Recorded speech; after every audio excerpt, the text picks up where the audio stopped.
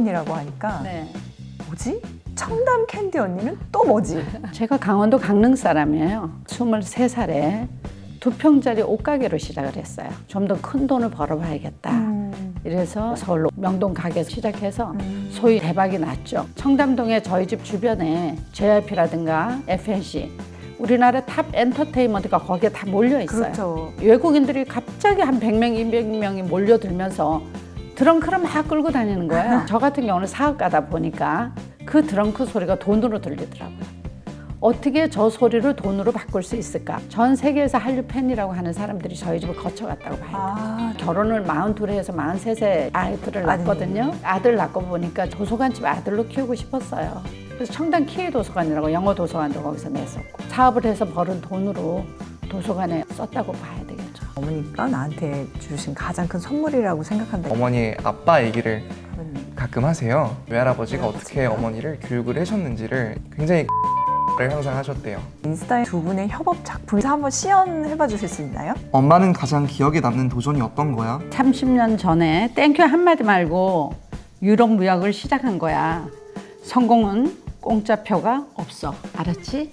알았지? 네. 이렇게 인스타가 클 거라고 생각을 하셨어요? 보통 이제 아들이 엄마 말을 잘 안 듣잖아요. 안 듣잖아요. 잔소리로 생각을 하고. 근데 제가 아들의 입장으로서 어머니와 이렇게 하는 대화에 가치를 느끼고 그런 식의 인사이트라면 더 많은 분들에게도 공감을 살 수 있는 그런 컨텐츠지 않을까. 제가 깜짝 놀란 게 올리자마자 1000명, 그 다음 날도 1000명, 또 2000명, 3000명 하더니 일주일이 안 돼서 하루에 10,000명이 올라가는 거예요. 그리고 한 달 만에 10만 명이 터졌는데, 놀라운 사실은 오늘은 엄마가 두 명이 생겼어요. 오늘 엄마가 생겨서 물어볼 때가 있어. 너무 좋아요. 이 시대의 청년들이 참 물어볼 데가 없었구나.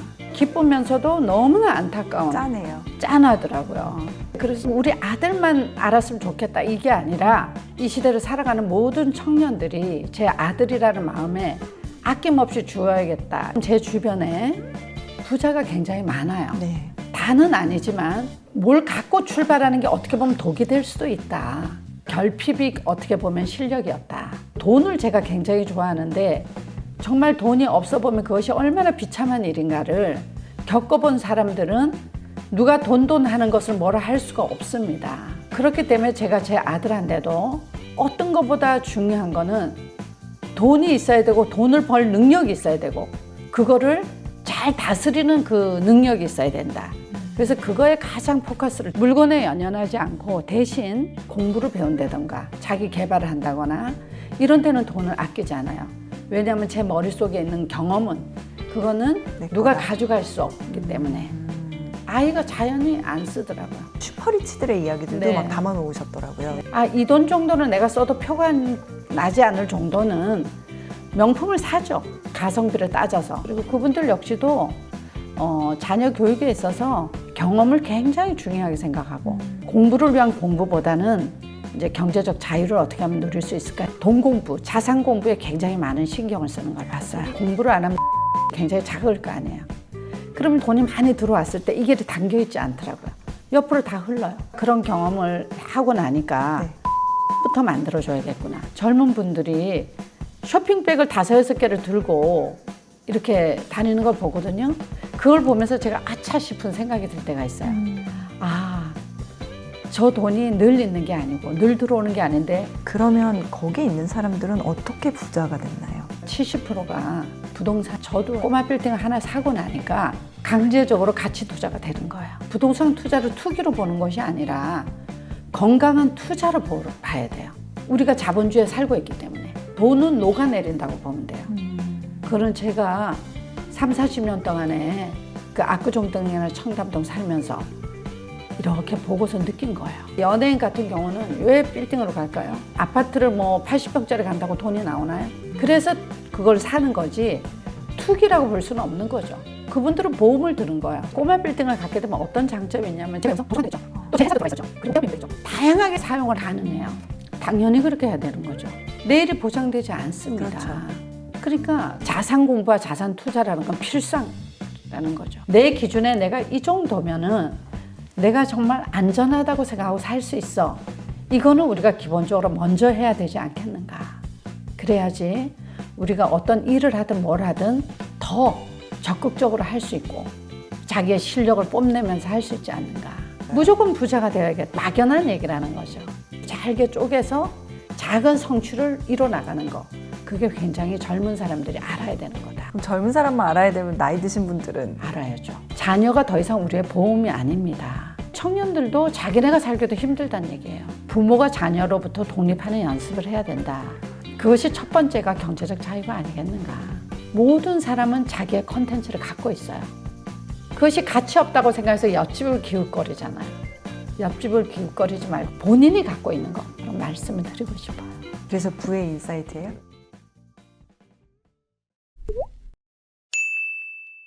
우리나라 최고 부촌 가운데 하나인 서울 강남구 청담동에 가면은요 캔디 언니가 살고 계십니다. 외로워도 슬퍼도 나는 안 울어 캔디는 아셔도 이 캔디 언니가 누군지는 모르겠다 하시는 분들을 위해서 잠깐 소개를 해드리면 캔디 언니 함석영 대표님은 인스타에서 17만 가까운 팔로워를 거느리고 유튜브 채널도 가지고 계시고 얼마 전에 부의 인사이트라는 책을 내셔서 또 이 책이 지금 베스트셀러의 반열에 오르고 있습니다.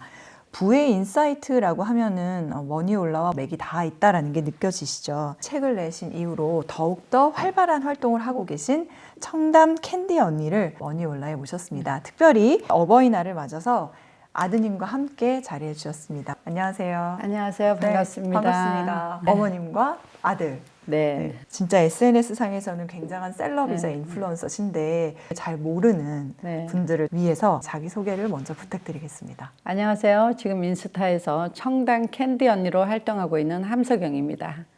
네, 저는 40년 동안 사업을 한 여성 사업가고요. 아직 현직에서 일하고 있습니다. 네, 아드님도 인스타를 운영하고 계시다고 들었습니다. 혹시 어떤 일을 하고 계신지? 네, 안녕하세요. 저는 청담 캔디 언니 계정에 그 PD를 맡고 있고요. 원래 제 계정을 키우면서 경험을 쌓다가 어머니와 같이 협업을 통해서 지금의 청담 캔디 언니 계정을 만들게 되었습니다. 청담 캔디 언니 그리고 아드님이자 PD님. 어버이의 날에 두 분을 모시고 싶다라는 생각을 했던 게 꽤 오래전인데 이루어져서 너무 감사하게 생각하고 있어요. 네. 저희도 감사합니다. 캔디 언니라고 하니까 네. 뭐지? 그다음에 청담 캔디 언니는 또 뭐지? 그렇게 생각이 들었었거든요. 제가 사업을 40년 동안 하면서 30년을 해외 무역을 했었거든요.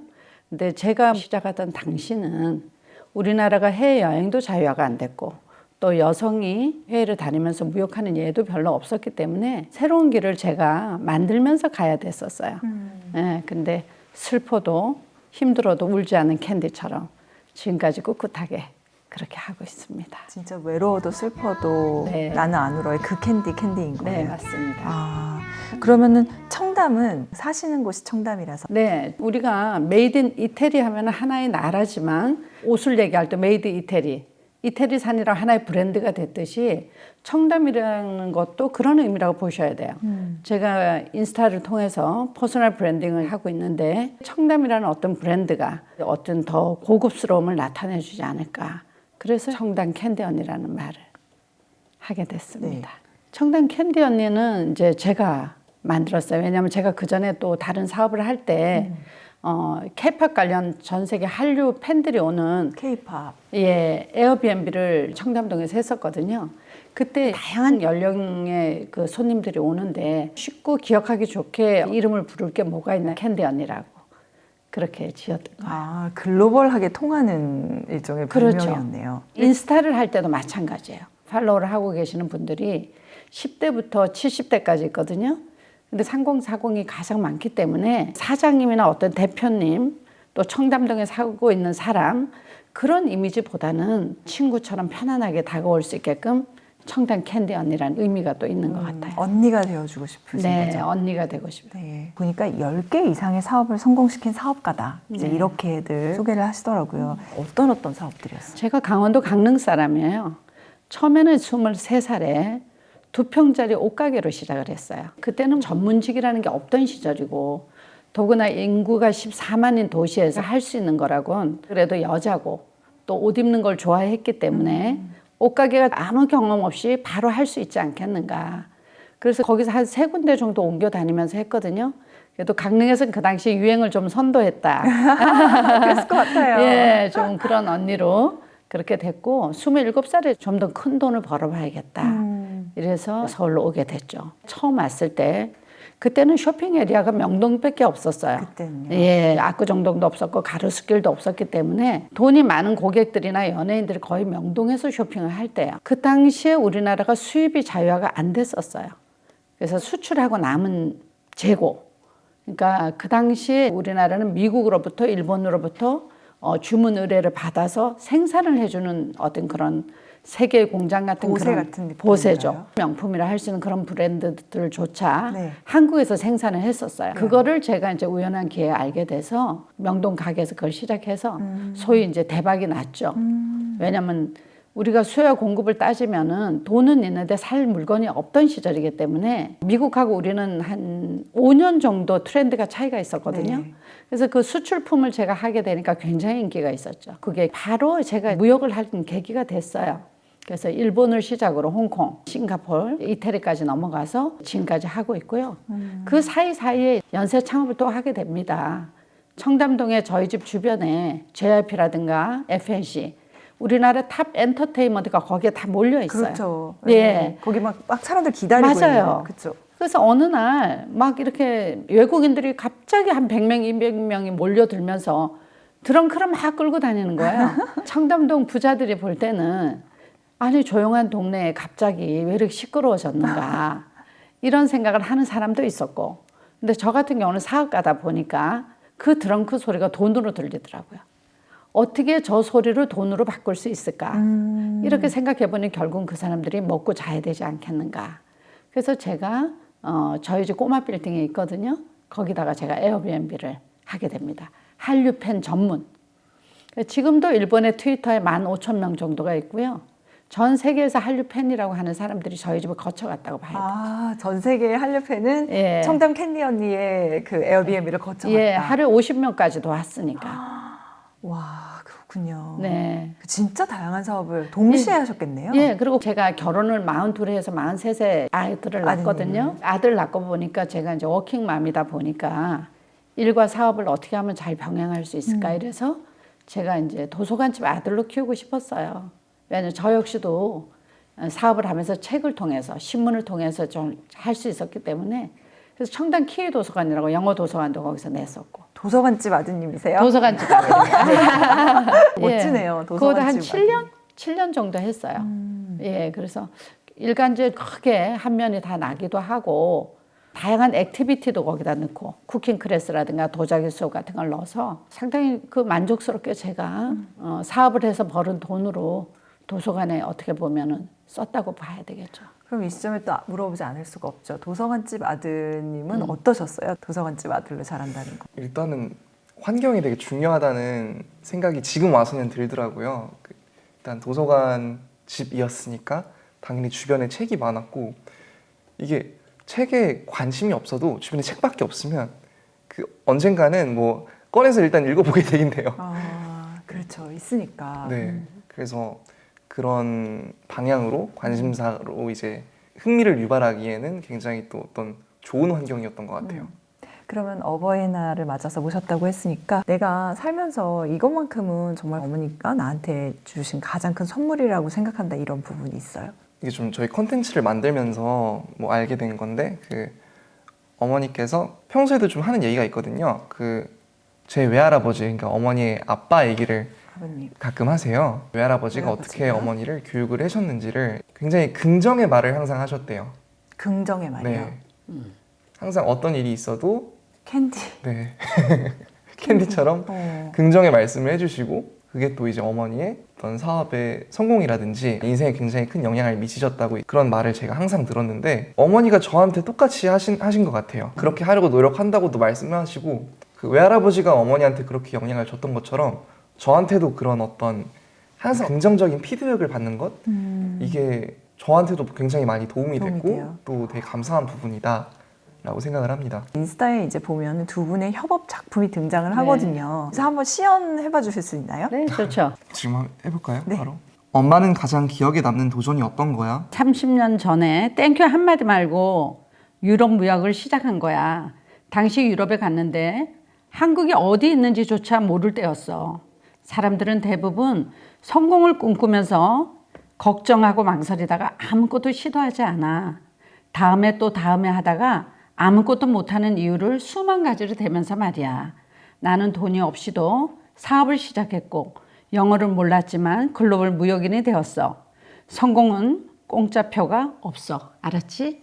알았지? 그게 너무 사랑스럽다고 생각했는데 이렇게 되니까 이게 나오는 거군요. 이 네. 오디오가. 아, 그렇군요. 아니 이게 보니까 이 인스타가 2023년 가을에 네. 만드셨더라고요. 네, 그렇죠? 맞아요. 지금 아직 1년도 되기 전에 17만이면 이거 어마어마한 네. 이렇게 클 거라고 생각을 하셨어요, 두 분은?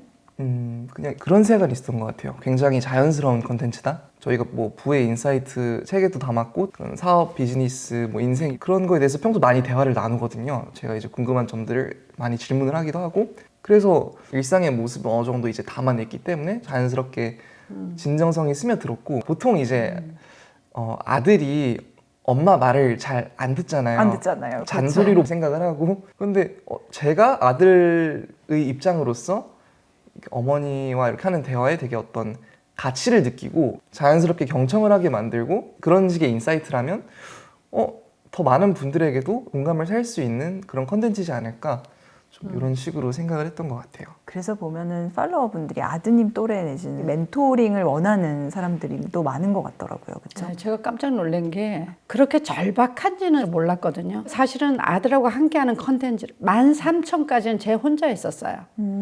그러다가 작년 11월 1일에 아들하고 어떤 사회인이 되면서 많은 질문도 하고 제가 대답을 하는데 아 이거를 왜 우리 아들만 알으면 좋겠는가. 저도 20대 30대 때 많은 방황을 하면서 지금까지 왔는데 그래서 우리가 함께 나누는 게 어떠냐 이런 합의점이 나와서 이제 이 컨텐츠를 올리게 됐거든요. 올리자마자 1,000명이 더 늘었어요. 그 다음 날도 1,000명 또 2,000명 3,000명 하더니 일주일이 안 돼서 하루에 10,000명이 올라가는 거예요. 와, 하루에요? 하루에 10,000명이. 그리고 한 달 만에 10만 명이 더 터졌는데 한 달 만에. 놀라운 사실은 뭐냐면은 오늘은 엄마가 두 명이 생겼어요. 내가 사업을 하는데 우리 엄마 아버지는 이거를 원하지 않아요.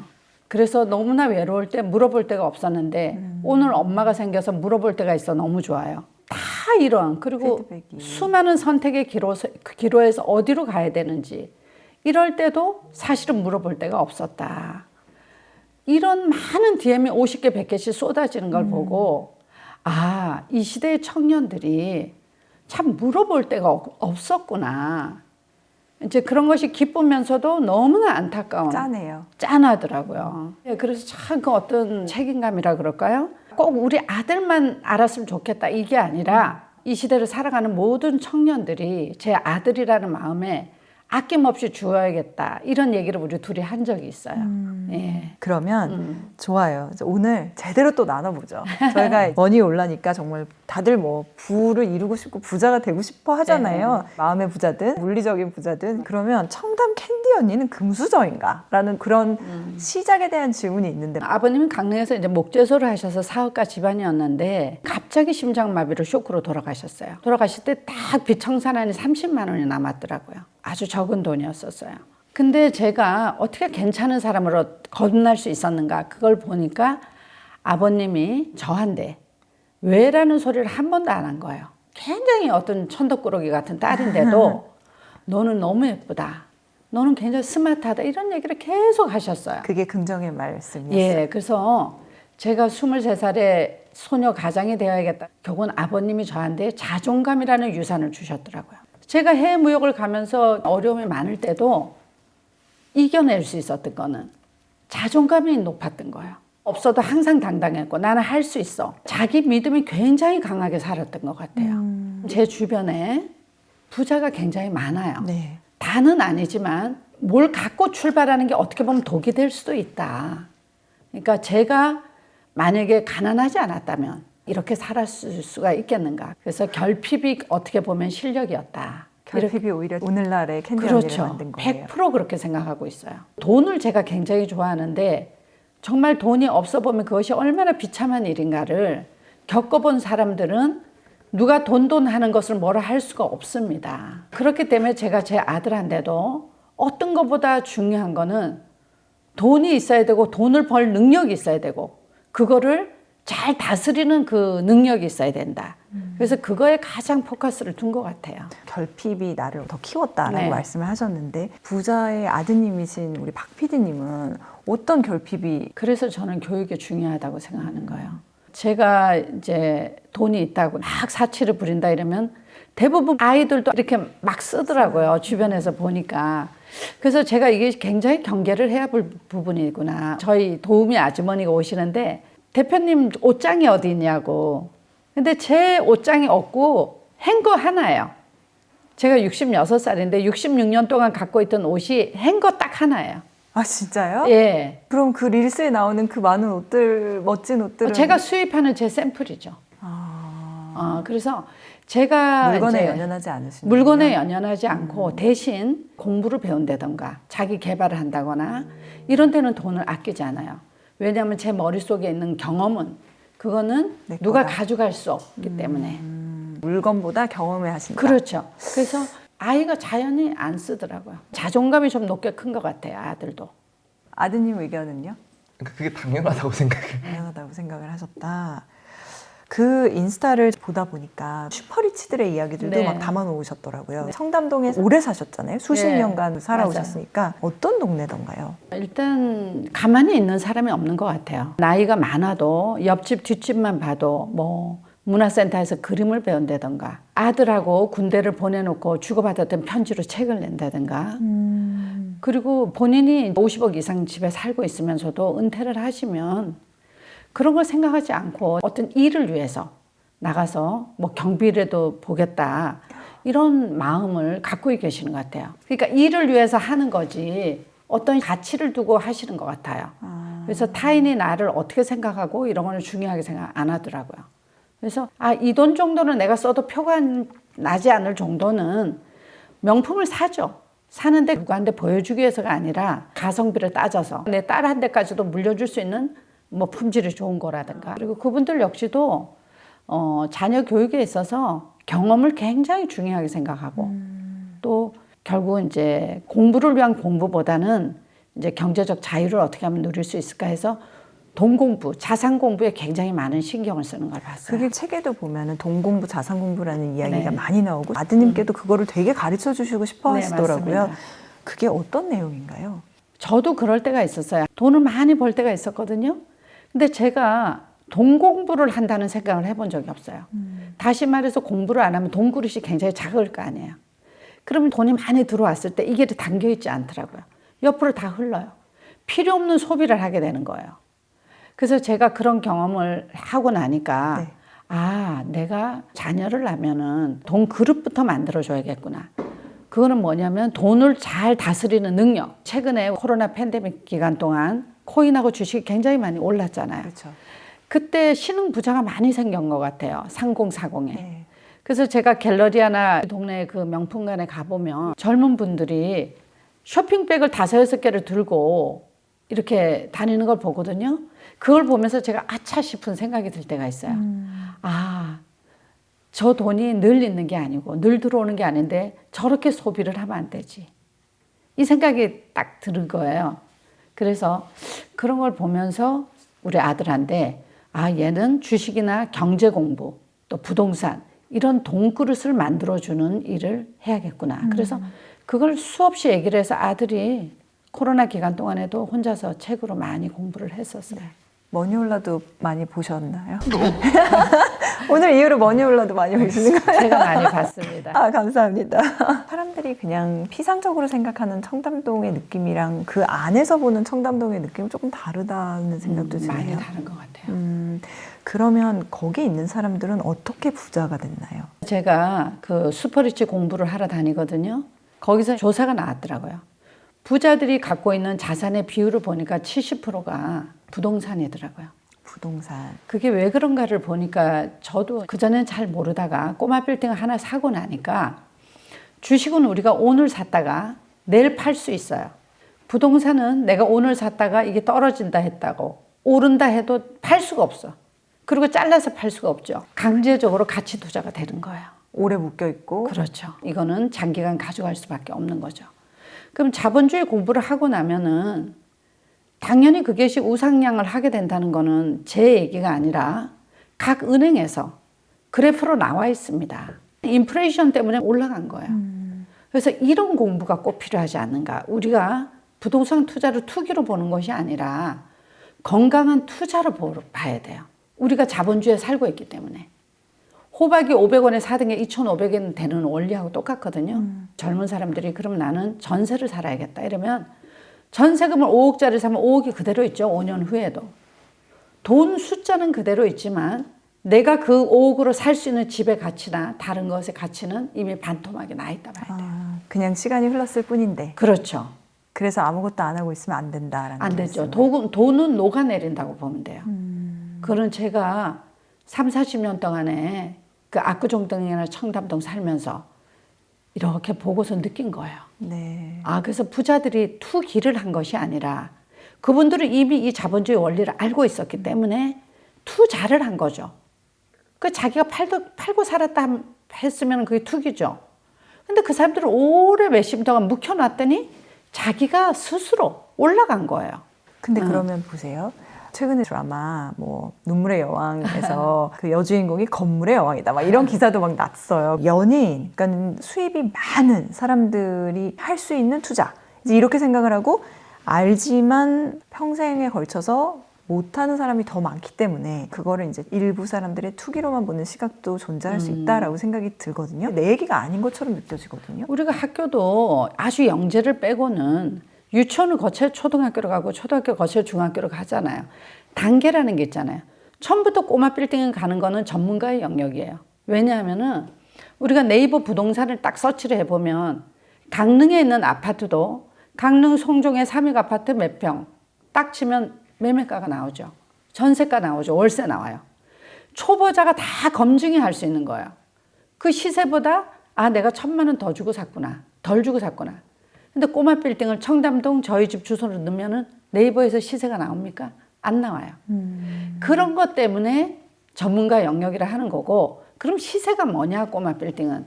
마지막 팔고 나온 사람이 그게 시세로 형성되는 거예요. 그게 기준이 되는 거예요. 실거래가가. 예. 핵심 상권을 기준으로 한다면 수요가 이제 많은데 공급이 부족하죠.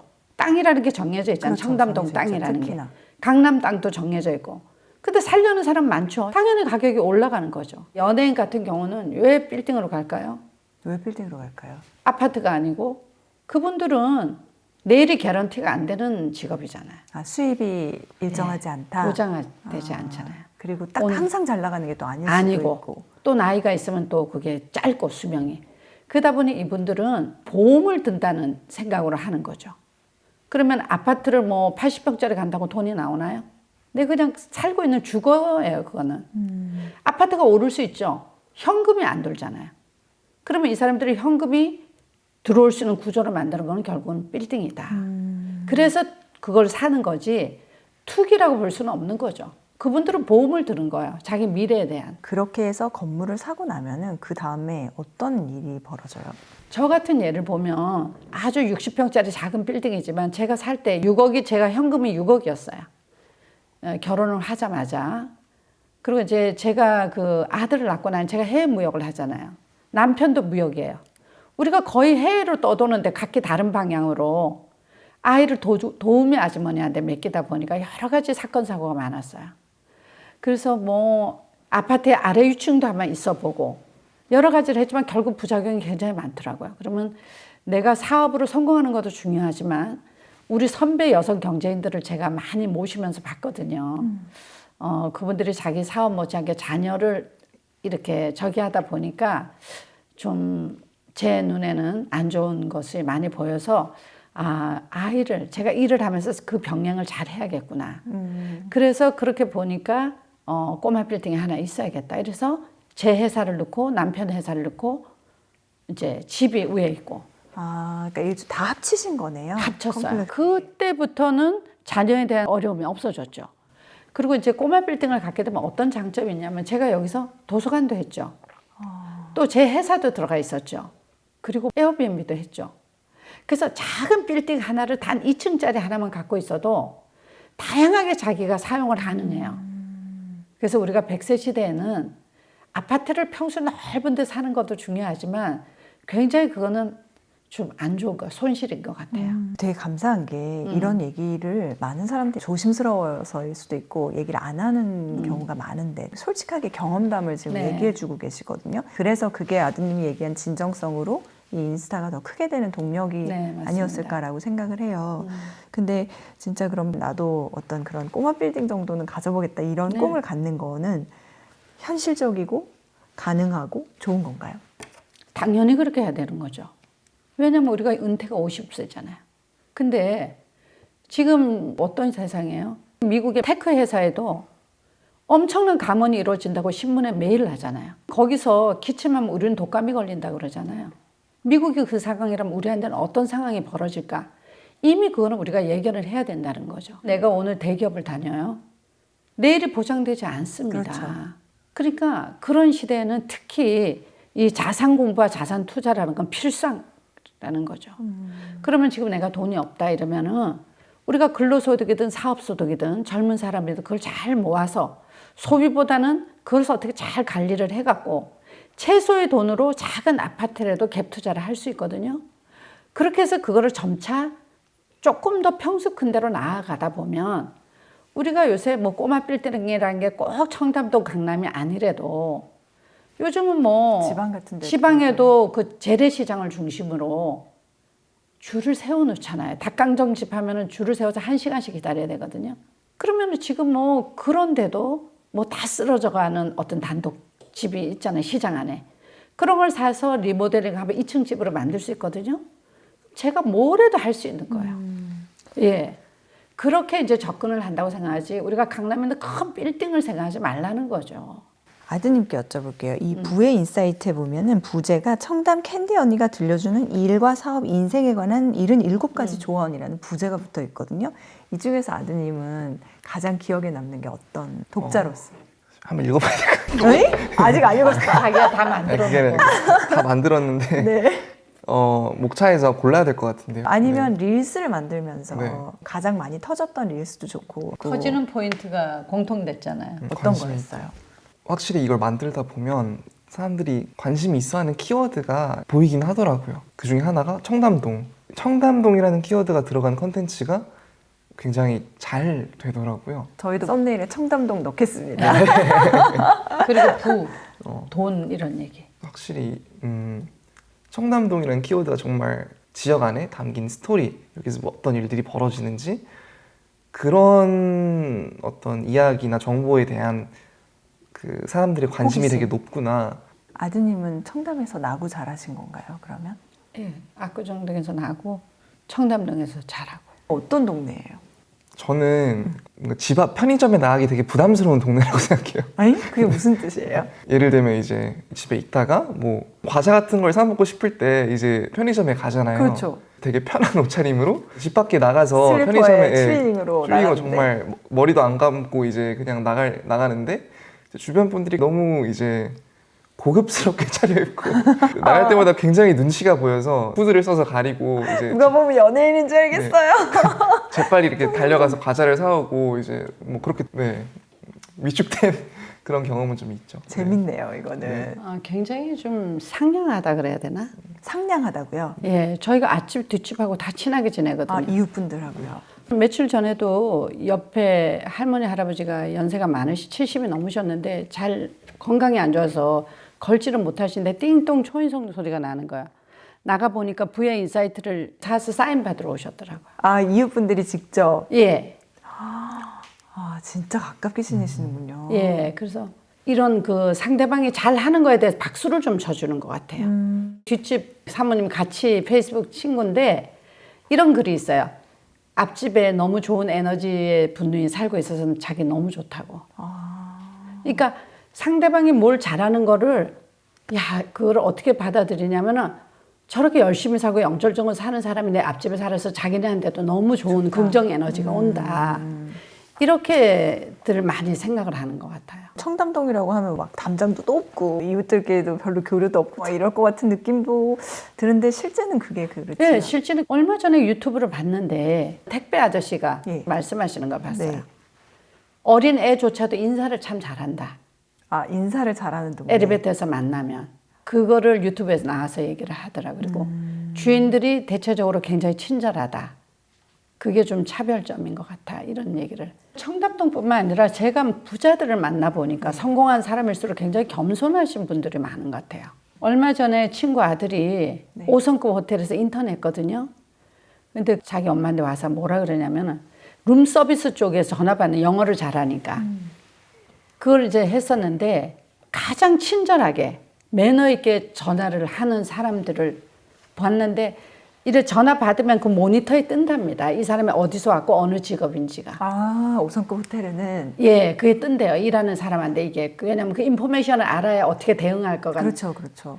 와. 근데 딱 들어가 보면은 벌써 굉장히 그 성공, 구글이라든가 우리가 알만한 기업의 기업에서 중견 간부라든가 이런 사람일수록 굉장히 친절하고 매너가 있더라는 거예요.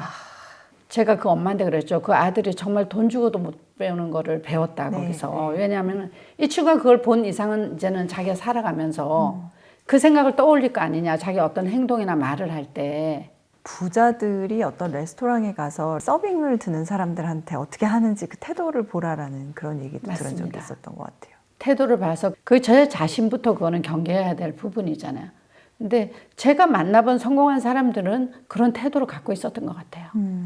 배려심이라든가 이런. 아까 저는 돈을 굉장히 좋아해요라는 말씀을 하셨어요. 예. 캔디 언니가 보시는 부자의 정의는 어떻게 내리세요? 두 가지로 볼 수 있을 것 같아요. 하나는 마음 부자, 아까 말씀하셨죠. 하나는 진짜 머니, 돈. 마음 부자는 뭐냐면은 아까 제가 좋은 면의 부자를 얘기를 했잖아요. 근데 어떤 분은 우리만 잘 살면 된다. 아, 자녀들한테 우리만 잘 살면 된다. 그런 부자가 돼서는 참 슬프다. 그런 거를 우리가 마음이 참 가난한 부자다. 저는 이렇게 보고 있는 거고. 그리고 돈이라는 또 부자, 이거는 우리가 자본주의를 살려면 어쩔 수 없이 돈이라는 거는 너무나 필요하다는 거죠. 부자라는 기준이 우리가 뭐 100억을 가져야 된다, 200억을 가져야 된다, 그게 아니라 어떤 사람한테는 단돈 1,000만 원의 현금이 있다 그러면 그것이 그 사람 마음을 풍요롭게 할 수 있거든요.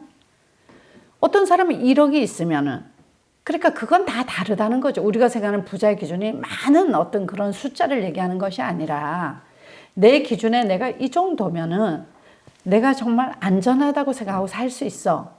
이거는 우리가 기본적으로 먼저 해야 되지 않겠는가. 그래야지 우리가 어떤 일을 하든 뭘 하든 더 적극적으로 할 수 있고 자기의 실력을 뽐내면서 할 수 있지 않는가.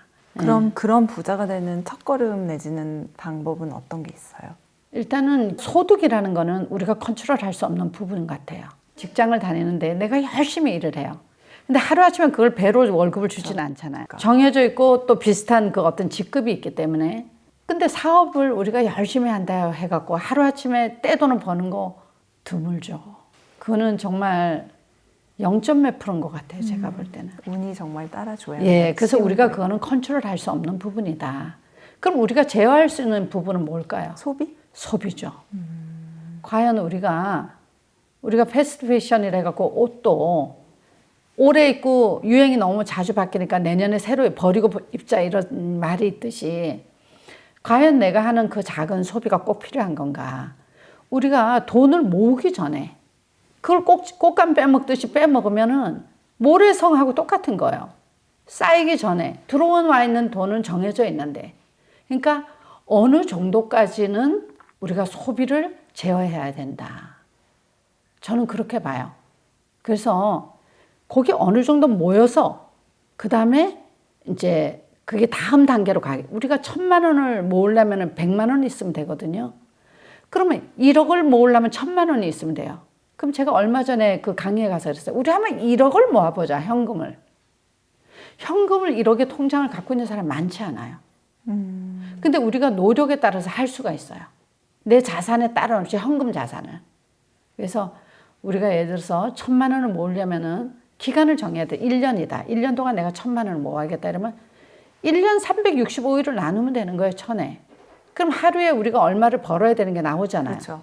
그러면 우리가 자는 시간 빼고 노동의 시간이 있잖아요. 그러면 노동의 시간이 7시간이다. 7시간을 나누면 내가 1시간에 벌어야 되는 게 얼마가 나오거든요. 그래서 우리가 어떤 걸 목표로 하거나 이럴 때 잘게 쪼개면은 실행이 가능하다는 거죠. 실행 가능한 그 작은 목표가 보여요. 무조건 부자가 되어야겠다. 무조건 이래야 됐다는 막연한 얘기라는 거죠. 그래서 일단 정확한 목표를 정하고 목표 금액을 정하고 그것이 꼭 돈이 아닌 뭐가 되더라도 그래서 그것을 잘게 쪼개서 작은 성취를 이뤄 나가는 거. 그게 굉장히 젊은 사람들이 알아야 되는 거다. 작은 성취를 이뤄나가는. 네. 예, 그럼 젊은 사람만 알아야 되면 나이 드신 분들은 알아야죠. 아, 당연히 그래요? 알아요. 우리가 100세 시대잖아요. 우리가 자녀가 더 이상 우리의 보험이 아닙니다. 우리가 저 세대만 해도 제가 우리 어머니가 몇 년 전에 가셨는데 저희 집에 한 2년 사시다 가셨거든요. 근데 과연 제가 우리 자녀들한테 그것을 기대할 수 있는가? 왜? 이 시대의 청년들도 자기네가 살기도 힘들다는 얘기예요. 아드님은 마음속으로 나중에 우리 엄마 내가 잘 또 모실 때가 있겠지 생각하고 계실 수도 있는데 어버이날에 같이 살고 싶어요? 책임질 수 있어요? 어버이날 멘트에 안 맞는 것 같아요. 아드님 얼굴 빨개지셨어요. 정말 이거는 현실인 것 같아요. 현실이고 틀리잖아요. 지금 세대가 우리가 인정을 해야 되고 우리가 독립적으로 사는 자녀가 부모로부터 독립하는 게 아니라 부모가 자녀로부터 독립하는 연습을 해야 된다. 그것이 첫 번째가 경제적 자유가 아니겠는가. 그래서 제가 어제 그저께 줌 강의를 했거든요. 70이 넘으신 분들이 5분이 들어오셨어요. 제가 박수를 쳐드렸어. 오늘 캔디 언니 강의를 듣고 자기가 뭐라도 해야겠다. 아, 70 넘으셨는데 예. 뭘 시작하시겠다고요? 예, 그래서 한 분은 웃음 치료사로 해서 어떤 플랫폼에서 하고 있대요. 한 분은 캔바, 74살 캔바 이런 걸 배우신대요. 캔바라고 해서 이렇게 그림 그리는 미리 거예요? 캠퍼스 같이 PPT도 만들고 그분이 42년을 세탁소를 하셨대요. 그래서 제가 솔루션을 드렸어요. 아니 지금 여기 선생님은 42년 동안 세탁소를 하시면 누구도 흉내내지만 가장 중요한 컨텐츠를 갖고 계시잖아요. 캔바를 하실 게 아니라 세탁에 대한 노하우를 컨텐츠로 하세요. 내가 오늘부터. 살아온 길. 모든 사람은 자기의 컨텐츠를 갖고 있어요. 그것이 가치 없다고 생각해서 옆집을 기웃거리잖아요. 옆집을 기웃거리지 말고 그건 그 사람 거거든요. 그러니까 본인이 갖고 있는 거. 내가 애를 3명 낳고 너무 잘 키웠어. 그 컨텐츠로 하셔야죠. 그래서 그분들한테 솔루션 드렸더니 박수 받았거든요. 그래서 그것처럼 70이 넘은 분들도 자기가 소비자가 아니라 생산자가 되려고 좀 노력하시잖아요. 그래서 우리 모두가 자녀한테 독립하기 위해서는 그렇게 해야 되지 않겠는가. 저는 그런 말씀을 드리고 싶어요. 아드님 보시기에는 어머니가 부자다라고 느껴지는 순간은 언제예요? 순간이라기보다는 예를 들면 유행어 중에 뭐 플렉스란 단어가 있잖아요. 뭔가 한순간 있어 보이는 소비를 하면 이제 플렉스했다 이런 말을 하잖아요. 그렇죠. 플렉스. 근데 어떤 그런 막 이벤트적인 순간이 없는 것 같아요. 그냥 평소에 어떤 대화를 많이 하니까 어떤 부나 돈에 대한 사고방식 이런 거에 대한 얘기를 나누면서 엄마는 이런 관점을 가지고 있네? 근데 이건 되게 내가 몰랐던 관점이네? 이런 식의 새로운 관점들을 제가 이제 대화를 통해서 얻을 때마다 이렇게 부를 쌓았구나. 좀 이런 어떤 인사이트를 얻을 때 저는 그걸 좀 느끼는 것 같아요. 그래서 부의 인사이트예요? 네. 네.